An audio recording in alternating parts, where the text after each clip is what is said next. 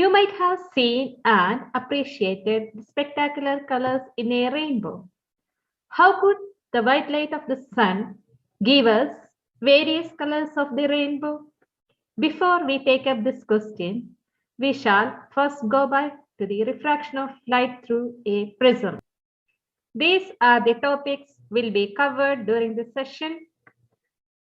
Refraction of light through a glass prism, dispersion of white light by a glass prism, recombination of the spectrum of white light, and finally rainbow formation.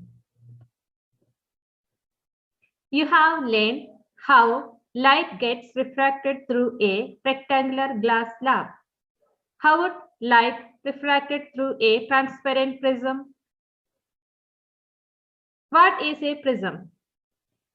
It has two triangular bases and three rectangular lateral surfaces. These surfaces are inclined to each other. The angle between its two lateral surfaces is called the angle of the prism, which is represented by the letter A.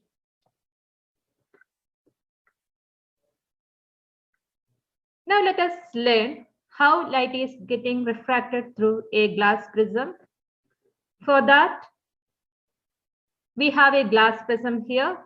So we have two surfaces. One is air and glass interface and glass and air interface. Consider a beam of white light incident at the first surface of this prism, which makes an angle with respect to the normal. We call it as angle of incidence, represented by small letter I. As we know that when light travels from rarer to denser medium, it bends towards the normal. So this is the refracted ray, and the angle that makes with respect to the normal, we call it as angle of refraction, which is represented by small letter r. What happens at the second surface? Light is traveling from denser to rarer medium. So this is the emergent ray coming out of the prism, which makes an angle with respect to the normal. We call it as angle of emergence. Compare the angle of incidence and angle of refraction at each refracting surface of the prism.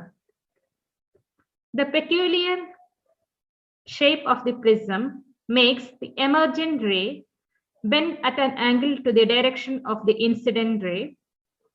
This angle is called angle of deviation, which is represented by capital letter D. So what you have observed here, when a ray of light passes through a glass prism, it bends twice at air glass interface and glass air interface. The emergent ray deviated by an angle with respect to the incident ray. We call it as angle of deviation. Now let us learn about dispersion of light by a glass prism. What happens here? A beam of white light incident at the first surface of the glass prism. So let us see. Look at these colors. What is happening? And at the second surface, the light rays are coming out. The inclined refracting surface of a glass prism show exciting phenomenon. The prism has probably split the incident white light into a band of colors. What is the sequence of the color that you see on this screen? The acronym WIBGEOR will help you remember the colors. The band of a colored components of a light beam is called its spectrum. The splitting of white light into its component colors is called dispersion of light. Why do we get these colors? Different colors of light bend through different angles with respect to the incident ray as they pass through a prism. The red deviates the least while the violet deviates the most. Another way of remembering the color sequence is Richard of York gave battle in vain. Now let us learn about the recombination of the spectrum of white light.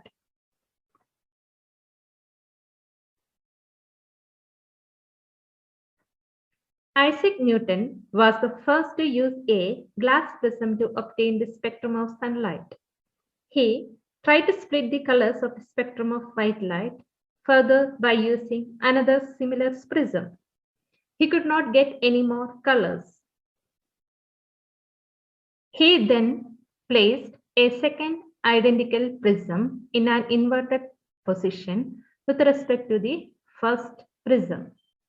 What happened here? Let us see. A beam of white light enters the first prism. As we have already learned, dispersion occurs. Then it passes through the second identical prism in an inverted position. He found a beam of white light emerges from the other side of the second prism. This observation gave Newton the idea that the sunlight consists of 7 colors. That means when a beam of white light is passed through a glass prism, it is split up into its component colors. When these colors are allowed to fall on an inverted glass prism, it recombines to produce white light. You can see here how beautiful this looks. So red bends the least while the violet the most. Rainbows are among the most beautiful of nature's displays.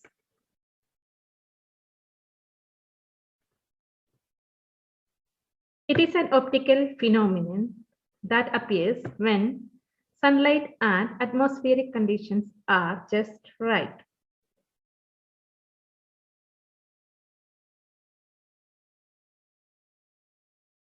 A rainbow is a natural spectrum appearing in the sky after rain shower. A rainbow is always formed in a direction opposite to that of the sun. It is caused by the dispersion of sunlight by water droplets present in the atmosphere. The water droplets act like a small prism.